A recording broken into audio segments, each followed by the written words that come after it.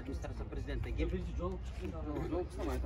шығып тұрып, ана бұл жерде интервью береміз, же болбосо мемеге Максим Горький паркына арабыз, кайсы күнкү президентке бизди жолуктурат, эмне болот, потому что жоопта келген мага.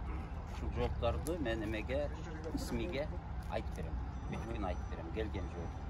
Кандай анекдот бар бизде, кандай тамаша болуп атат өлкөнүн ичинде. Макул жигиттер, жүрүңүз.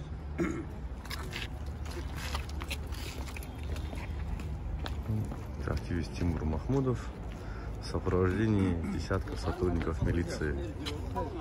Здесь все сотрудники милиции.